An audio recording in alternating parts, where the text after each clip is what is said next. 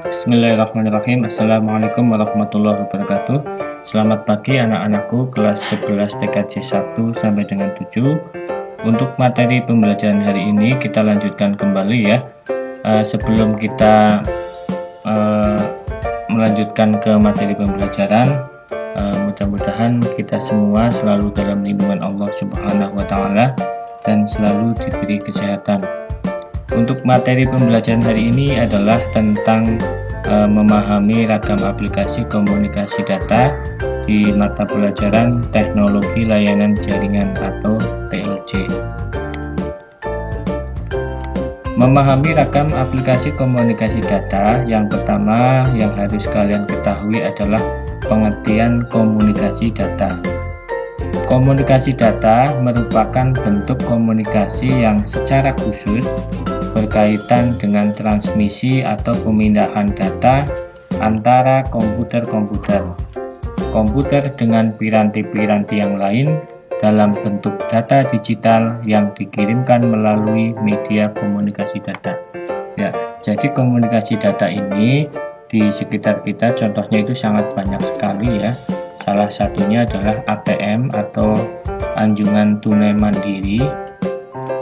Di situ merupakan alat komunikasi elektronik yang memungkinkan nasabah bank untuk melakukan transaksi keuangan.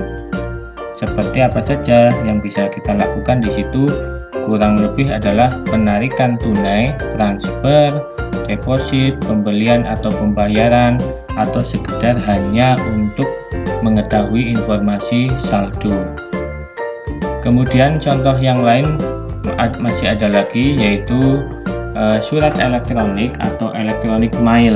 Nah, biasanya untuk apa? Electronic mail merupakan mekanisme digital yang biasa digunakan untuk saling bertukar pesan melalui internet atau intranet. Ya, biasanya digunakan untuk mengirimkan file, data atau lain sebagainya. Kemudian contoh komunikasi data lainnya di sini ada telepon genggam atau handphone. Nah, ini saya yakin kalian semua pasti anak-anak TKJ khususnya semua memiliki alat komunikasi atau handphone. Nah, alat komunikasi ini digunakan untuk apa? Biasanya untuk membuat panggilan telepon atau menerima panggilan telepon dan mengirimkan atau menerima pesan teks.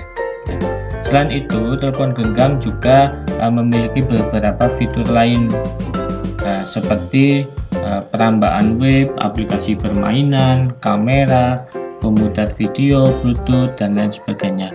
Itu kaitannya dengan komunikasi data.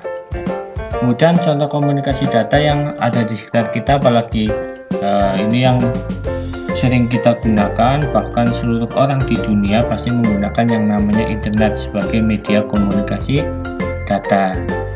Internet atau jaringan komunikasi elektronik yang menghubungkan jaringan komputer dan fasilitas komputer yang terorganisasi di seluruh dunia melalui telepon atau satelit. Kemudian contoh komunikasi data yang terakhir itu remote control. Suatu media nirkabel sekaligus merupakan sebuah komponen peralatan elektronik yang digunakan untuk menjalankan peralatan elektronik melalui jarak jauh. Itu beberapa contoh dari penerapan komunikasi data dalam kehidupan sehari-hari atau yang ada di sekitar kita. Kemudian pengertian data merupakan sekumpulan keterangan atau fakta mentah berupa simbol, angka, kata-kata, atau citra yang didapatkan melalui proses pengamatan atau pencarian ke sumber-sumber tertentu. Ya, data ini biasanya digunakan kurang lebih sebagai pedoman atau perencanaan sebelum kita melakukan sesuatu. Makanya, data itu mengacu pada definisi data di atas. Fungsi data adalah sebagai berikut, atau data itu memiliki fungsi. Yang pertama, data dapat berfungsi sebagai acuan dalam mengambil suatu keputusan dalam pemecahan suatu masalah. Kemudian fungsi yang kedua, data bisa dijadikan sebagai pedoman atau dasar suatu penelitian atau perencanaan. Fungsi yang ketiga, data dapat berfungsi sebagai acuan dalam implementasi suatu kegiatan. Kemudian yang terakhir atau yang keempat, data berfungsi sebagai dasar untuk melakukan evaluasi terhadap suatu kegiatan. Ini merupakan pengertian dan contoh penerapan dari data. Selanjutnya adalah jenis-jenis data. Jenis-jenis data itu dibedakan menjadi beberapa jenis. Yang pertama, data berdasarkan cara memperolehnya. Di sini contohnya itu adalah yang pertama data primer, yaitu data asli atau data baru yang dikumpulkan langsung oleh orang yang melakukan penelitian. Di sini contohnya contoh hasil kerja praktek atau penelitian di suatu instansi atau hasil dari skripsi. Ini merupakan contoh dari data primer. Kemudian yang kedua adalah data sekunder, yaitu data tersedia yang dikumpulkan dari berbagai sumber yang sudah ada sebelumnya, misalnya dari perpustakaan, dokumen penelitian terdahulu, dan lain-lain. Kemudian yang kedua adalah jenis data berdasarkan sumbernya. Yang pertama adalah data internal, yaitu data yang didapatkan dari internal suatu organisasi yang menggambarkan keadaan organisasi tersebut. Misalnya, informasi jumlah pegawai, jumlah modal, jumlah produksi, jumlah gaji karyawan, dan lain sebagainya. Masih banyak lagi ya, pokoknya yang berkaitan dengan internal suatu perusahaan atau suatu instansi tersebut. Kemudian yang kedua merupakan data eksternal, yaitu data yang diperoleh dari luar organisasi yang menggambarkan berbagai faktor yang dapat mempengaruhi kinerja organisasi tersebut. Misalnya informasi tentang daya beli masyarakat, biasanya ini di pasar ya, perubahan kebiasaan masyarakat, dan lain sebagainya. Lanjut, yang ketiga adalah jenis data berdasarkan sifatnya. Yang pertama, data kualitatif, yaitu suatu data yang dinyatakan dalam bentuk verbal, simbol, atau gambar. Misalnya, kuesioner mengenai tingkat kepuasan konsumen terhadap pelayanan suatu perusahaan. Ini contoh dari data kualitatif.